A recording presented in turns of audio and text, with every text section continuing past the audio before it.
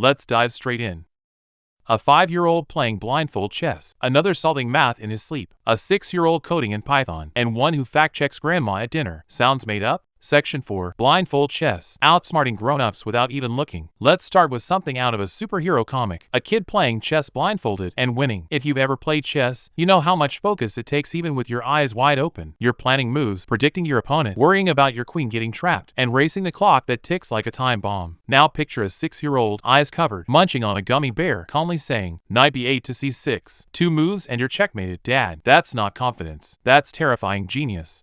Blindfold chess has been documented since the 1800s. Some masters play multiple games simultaneously, without boards. Where blindfold chess comes from. Blindfold chess is no party trick. Legends like Paul Morphy and modern grandmasters like Magnus Carlsen have stunned crowds with it. Scientists call it the Olympics of working memory. Instead of moving wooden pieces, your brain holds a 3D mental map and constantly updates it. For adults, it's an extreme workout. For a kid, it's like running a marathon before you've learned to tie your shoes. Why kids can sometimes do it better. Here's the twist. Kids might actually have an advantage. Their brains are flexible. Neuroplasticity, our ability to form new connections, is at its peak in childhood. Add 0 distractions, no mortgages, no emails, and a child's mind becomes the perfect sponge for strategy. Research shows early chess boosts spatial reasoning, memory, and problem solving. So when a kid pulls off a blindfold game, it's not just showing off, it's proof of how fast their brain is firing. The funny side, brilliance doesn't erase quirks. One moment, he quotes chess theory. If I trade my rook here, I gain tempo on the c-file. The next, he's flying the bishop like a rocket, making pew-pew noises. Picture dad sweating bullets, and the kid interrupts. Also, Dad, you left the TV remote on the couch. Not just beating you, multitasking like a tiny grandmaster comedian. A historical parallel. Prodigies as young as 8 gave blindfold exhibitions centuries ago. Newspapers wrote of crowds gasping as a child calmly dictated moves to adults. Lesson? Talent appears early. Adults underestimate kids until they're crushed on the board. Why it matters beyond chess. Skills from blindfold chess. Memory, planning, flexibility, transfer. Psychologists argue early chess can delay cognitive decline later in life, acting like a mental gym. So when a child plays without seeing the board, they're not only entertaining the family, they're building brain muscle that lasts decades. Punchline. Of course,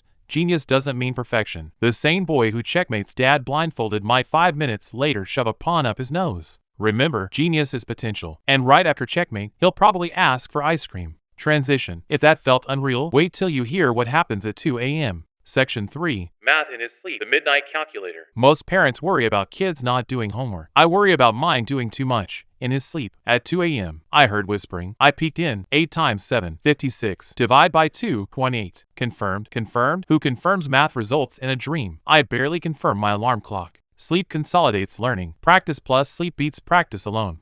Sleep and learning. Science shows sleep is vital for memory. During consolidation, the brain replays patterns and strengthens connections. Normally silent, but some kids speak it aloud. My son turned bedtime into a math podcast. The breakfast pop quiz. Next morning, over toast. Dad, if a factory makes 12 toys a day and wants 400 in a month, how many vacation days do workers get? I wanted jam, not an economics exam. But kids linking math to life start asking bigger questions. Psychologists call it transfer of learning. Skills jumping contexts. Numbers in the bathtub. Bath time? He counts bubbles. 2 big, 3 small. That's 5 joys. If 2 pop, how many sorrows left? I'm raising a philosopher accountant. Meanwhile, my friend's kid once erased homework with melted pizza cheese. Creative, but greasy. Pattern spotting. Kids' brains excel at recognizing patterns. That's why they pick up music and languages fast. Developmental psychologist Alison Gopnik calls children the R&D division of humanity. Apparently, their job includes midnight math simulations. School meets dreamland. His teacher called. After a tough problem, he said, I solved that in my sleep, then wrote the answer instantly. Half impressive, half terrifying. History has examples. Kekulé discovered benzene's structure in a dream. My son hasn't reinvented chemistry yet, but I check his pillow for chalk dust. Parenting the midnight calculator. Am I proud? Yes. Also terrified. What happens when he grows up solving equations at 3 a.m.? And he's still a kid. The boy who calculates compound interest at breakfast wore his shoes backward all day. Bigger picture. This isn't just a funny story. Early math engagement builds confidence and reduces future math anxiety. My son's dream math shows numbers feel natural to him. And that's the gift. Learning is part of life, not punishment. Punchline. So yes, while others snore, mine audits imaginary spreadsheets. But at day's end, he still spills juice and adds the dog into equations as one furry variable. Maybe he'll solve national debt. Or maybe just keep talking to his pillow. Either way, I'm buying earplugs.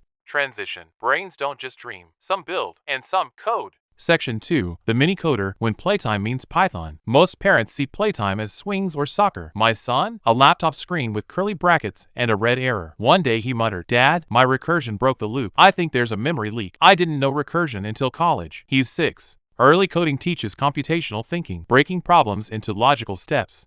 Coding as playground. Today's kids don't just stack blocks, they code them. Platforms like Scratch and Python for kids make programming accessible before age 10. Studies show coding improves logic, problem solving, and creativity. The Lego sorting robot. While friends played tag, my son proudly demoed a Python script sorting Lego by size. Still working on the interface, he said. It only responds to voice commands. I expected to teach him biking, not debugging Python. Meanwhile, my friend's kid tried unlocking the door with a straw because hackers do that. Why kids learn fast. Kids' brains are flexible and fearless. Adults fear breaking things. Kids? They break things until they work. Every error becomes feedback, not failure. Coding teaches perseverance better than any textbook. Sequel for the cat. He doesn't code for grades. Once he built a mobile database to schedule feeding the neighbor's cat. Reminders, alerts, even error messages. Who uses SQL for kibble? Apparently my kid. Family tech support. I once deleted a PowerPoint. He calmly restored it from an automated backup he'd set up. Dad, remember when I offered you an auto backup and you said kids should play? Touché. His idea of play was saving my job. Now, whenever my laptop freezes, clear your cache, Dad. Helpful and humiliating. Play versus programming. He still plays, builds cardboard spaceships, tapes an iPad to a shoebox, and calls it augmented reality. For him, no hard line separates play and programming. Research agrees. When coding feels like play, kids learn faster and retain longer. Every bug is just another game level. Bigger picture. Why care? Because the future runs on code. Self-driving cars, medical research. Programming is the invisible language of modern life. Kids fluent in it grow fluent in the world's logic. I don't expect him to be a billionaire, but I know his curiosity, persistence, and creativity will shape how he tackles challenges everywhere. Punchline. So yes, while some kids shout tag, you're it. Mine mutters syntax error. Both are playing, one with sticks, one with code. And at the end of the day, he's still the boy with mismatched socks. But when I see him light up at a blinking cursor, I realize his playground is digital. Transition. And when a brain's always online, words start to flow, sometimes too honestly.